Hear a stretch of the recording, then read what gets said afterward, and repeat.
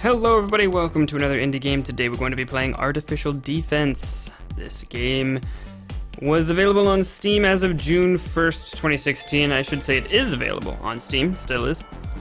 You can get it for $5.99, that is American dollars. The developer is a little company called One Man Games, which as you may imagine is a single person. The person's name is Thiemo Boulder, it's got his name right down here. Actually, you can see a message right here about there is no dev team, no contract work, and no high-budget marketing campaign behind the game. Mad respect for that fact overall.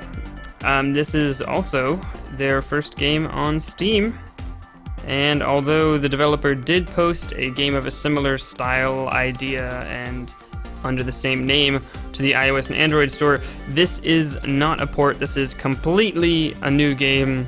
And actually, I believe the mobile versions have been pulled and are being redesigned to be more like this one, which is great, because this one is awesome.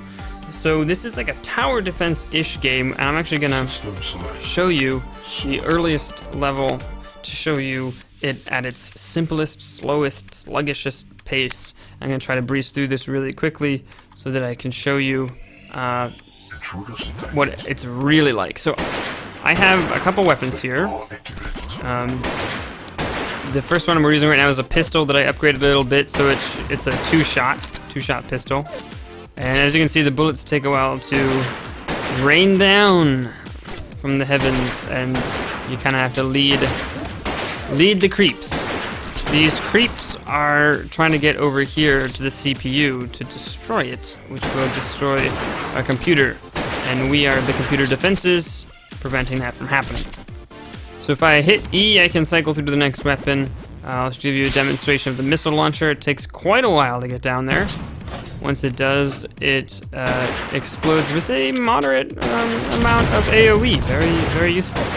Lastly, we have a bomb weapon, though, and if I'm really gonna need to lead them there, because that's gonna take quite a while to get down there.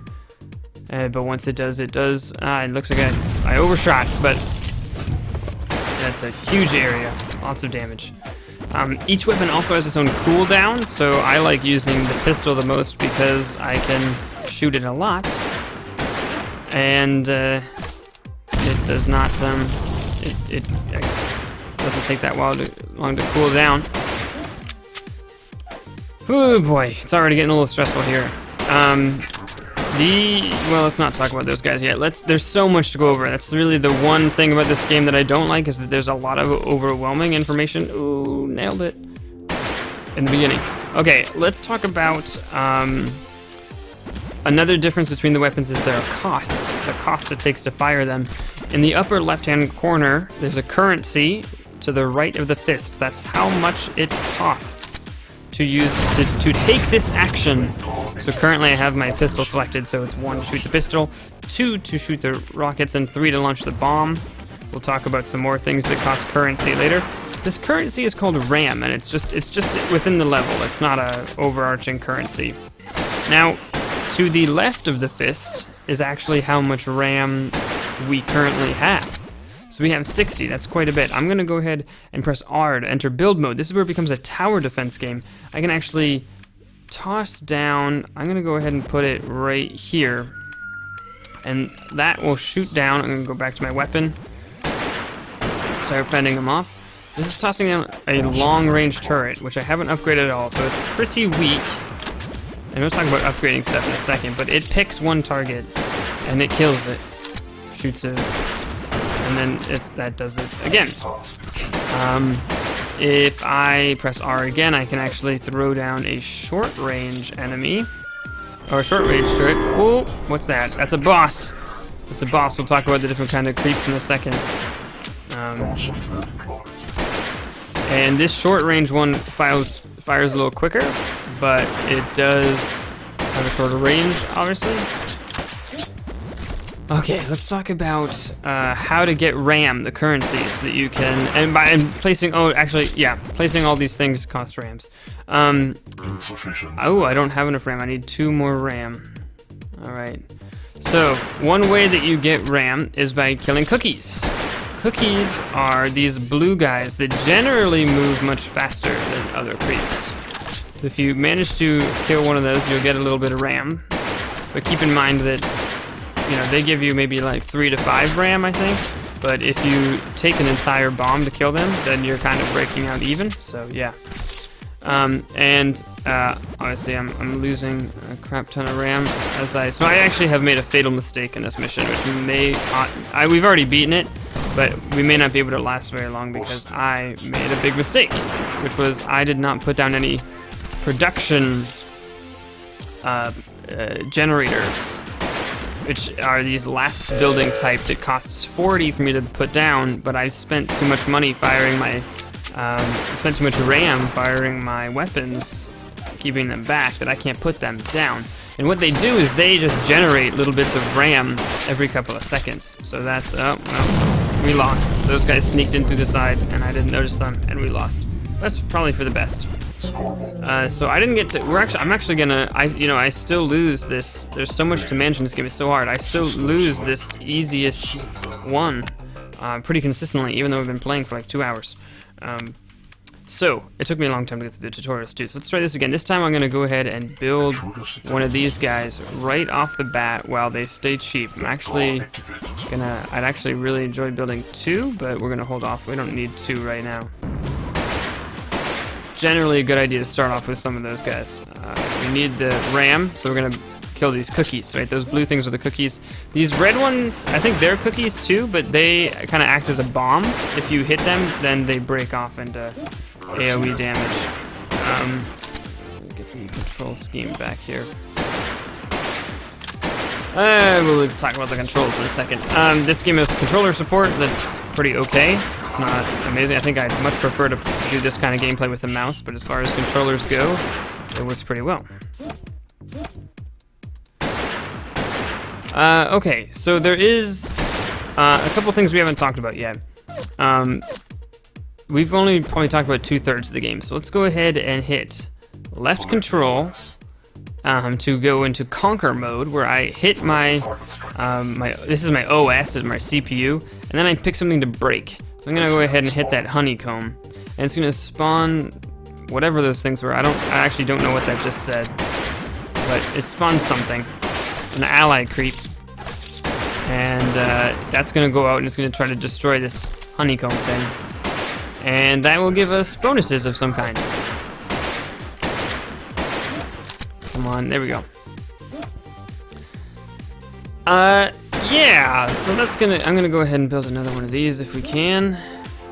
That'd be great. Let's try to get some more RAM per second. A little bit of a build up there. Okay. Now, if I had sent these guys to attack the database, which is this thing here, they would remove that red cloud, which I think is called like corruption or something. It's like corrupt the database, and they would carry data then to the to this thing here for like large amounts of RAM. I guess that's the hard drive. And this is where different enemy types come into play. So you can see there's we've seen bosses, but there's also white creeps, yellow creeps, and then these health guys. These health ones, you actually want to not kill because they will heal your OS, your CPU back here. So definitely don't want to shoot those with the AoE targets. Got to be careful with your missiles and bombs around them. The boss ones, they take more health, and they're yellow. What yellow creeps mean is that they will actually hunt down your friendlies, right? So if I go ahead and hit control again, and I go between these guys, I believe these yellow guys, if they get close to our friends here, what's that? Oh, that's a boss. They will actually, come on, get some RAM. Nope, didn't get it. Okay, so our friendlies, one friendly removed the corruption, one friendly went in and gathered some data. So now let's go ahead and launch a missile down at that guy. Totally unfazed. Oh yeah, no, we've got 2 guys with data heading over to the database. Let's try to provide them safe passage while not losing track of the fact that a new set of creeps are starting coming in through that other area there.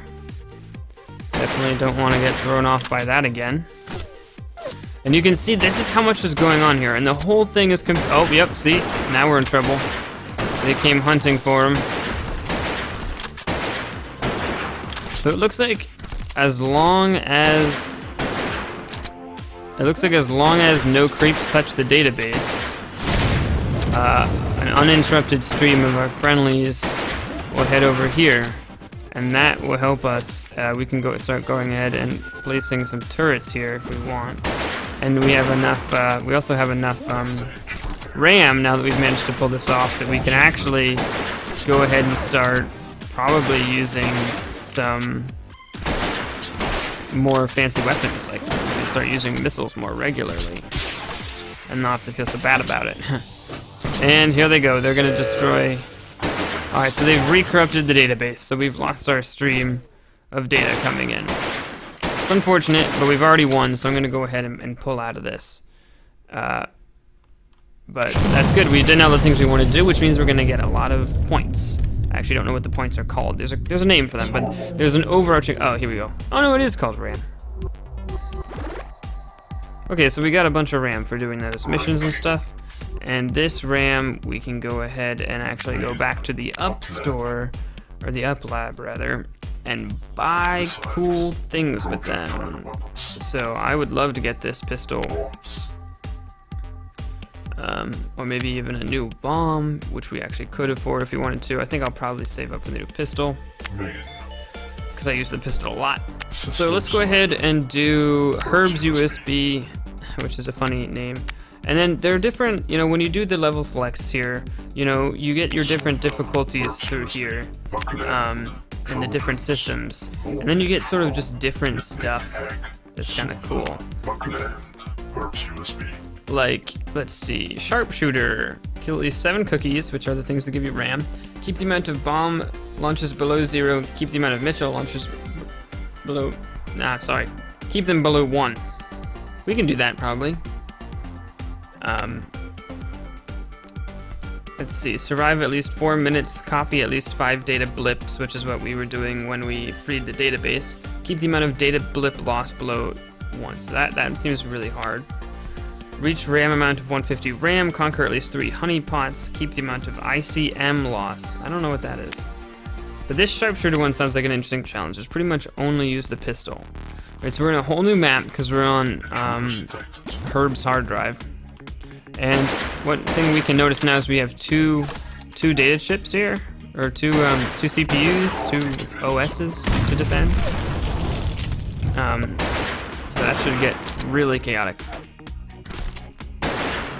So yeah, I got nothing but good things to say about this game. Aesthetically, it's a little overwhelming. I think that would be my biggest complaint, especially on the menus and when you're new to the game. Like, I'm trying to explain all this to you guys in like a 1 video's worth of time, but it took me 45 minutes of playing around in the tutorial to fully understand. And there's a lot of technical jargon in here that's used to be analogous but to computers, and I think that does really good things for the theme of this game, but it's not so great for understanding what's going on. So like, why is, I don't know what this is right here, but like, why is that called a database? Why are these called honeycombs or whatever? And cookies, I mean, these little cookies guys here really have no analogy to computer cookies, so why are we calling them cookies? It's a very, very minor complaint, but it is just sort of like you kind of have to just expect that your first half hour of gameplay in the tutorials is going to be really hard, and it's going to be a lot of reading and rereading of the tutorials, which is never that fun, but they are pretty sufficient, the tutorials. And if you do really pay attention to them, then you will understand it all. And that's when my mind kind of exploded. Like, this is a game. This is a game and a half right here. This is amazing. This is like, you gotta keep so much in your head. You know what? I've already completely forgotten to build. I screwed up. I screwed up already. I totally forgot. Oh, what happened? A boss already? Oh boy. I think we're gonna have to restart. Let's restart, because I Proceed, restart. I totally forgot to build the production stuff. And that's a big deal because you'd run out of money real quick. You do not want that to happen. Ah, yes. There's also, in the tutorials, they let you mess around with some of the more advanced weapons. Oh yeah, I gotta change the control scheme. The control scheme works fairly well, but what the developer did is added a whole new control scheme that worked even better for the request of their users, you know, like a week or two after launch, which is awesome support to be a one-man team and decide, you know, we're gonna change the whole control scheme, but also not even remove the old one, just make it so you can toggle between them. You can see on the lower left, I prefer the new one. Seems like a lot of people do, but you know, if I turn it off, it still plays the same old way, so that's pretty cool. Should I go ahead and place another one of these? No. I really want to place another one, though.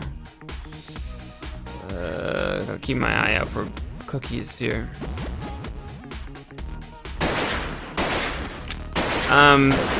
Yeah, it's like, it's a great tower defense game that involves all the strategy that comes along with tower defense.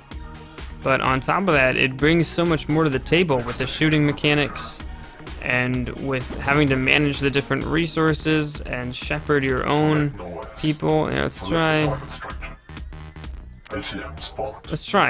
Let's try breaking one of these. I don't know what it does.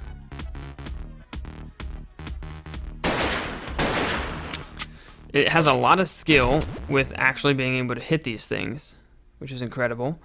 And I'm playing on the very easy difficulty mode. All the levels that I've shown you have a very easy difficulty mode, and this gets insane very quickly. And if you make one false step and forget to do one thing that you should have done, it's game over for you. And that is really cool. Whoop! Action is not allowed by your current challenge. Oh yeah. I forgot we were doing that challenge where we can't use missiles. Well, it's cool that reminded you then. Oh, is that a turret? Is that a free turret for us because of that? That's what that might be. That's interesting. Go ahead and hit this red thing while it's close to the boss. Boss deleted, not bad. Let's go ahead and toss down yet another factory generator thing. I've upgraded those a little bit. So what else do we have to do? I forget. Kill at least 7 cookies, keep the amount of bombs. Okay, so we can do that. So it's pretty much just a race to see how many cookies we can kill.